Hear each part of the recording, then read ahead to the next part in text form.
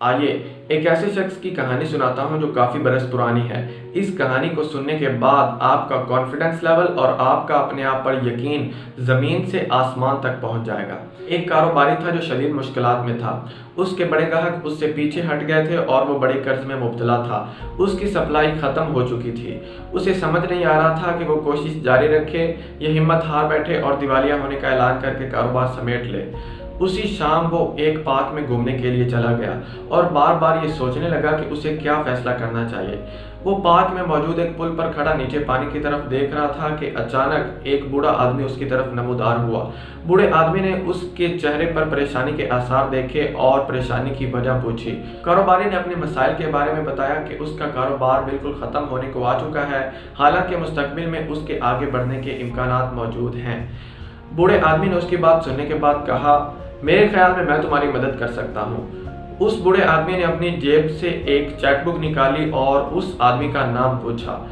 اسے چیک تھماتے ہوئے کہنے لگا، یہ رقم لے جاؤ، 1 سال بعد دوبارہ یہیں مجھے آ کر ملنا اور اس وقت تم مجھے یہ رقم واپس کرنے کے قابل ہو جاؤ گے۔ وہ بوڑھا آدمی یہ کہہ کر تاریکی میں غائب ہو گیا۔ جب وہ کاروباری اپنے دفتر واپس آیا تو اس نے وہ چیک کھول کر دیکھا تو وہ $5 لاکھ کا چیک تھا۔ پہلے تو اس نے سمجھا کہ یہ محض ایک مذاق ہے، لیکن پھر اس نے چیک پر موجود دستخط پڑھے۔ دستخط پر نام تھا جان ڈی روکفیلر۔ اس نے دنیا کے امیر ترین آدمی سے $5 لاکھ کا چیک وصول کیا تھا۔ یہ وہ شخص تھا جو اس وقت آئل سٹینڈرڈ کمپنی کا مالک تھا۔ آئل سٹینڈرڈ کمپنی بنا چکا تھا اور لوگوں کو پیسہ دینے کے حوالے سے مشہور تھا۔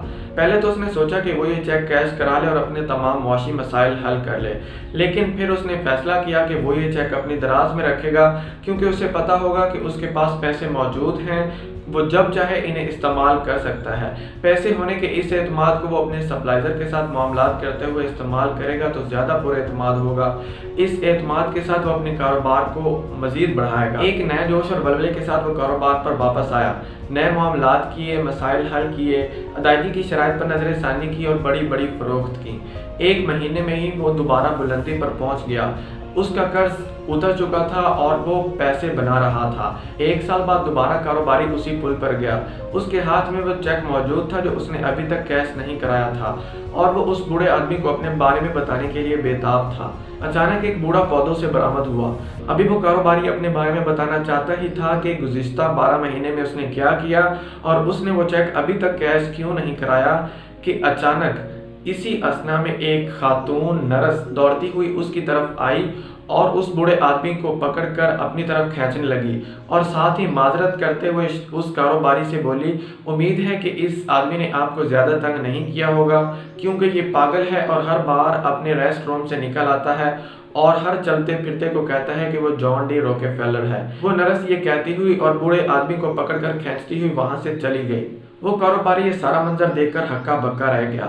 1 سال تک وہ کاروباری معاہدے کرتا رہا، چیزیں خریدتا اور بیچتا رہا، لیکن اسے اپنے آپ پر اعتماد تھا کہ اس کے پاس $5 لاکھ موجود ہیں جنہیں وہ جب چاہے استعمال کر سکتا ہے۔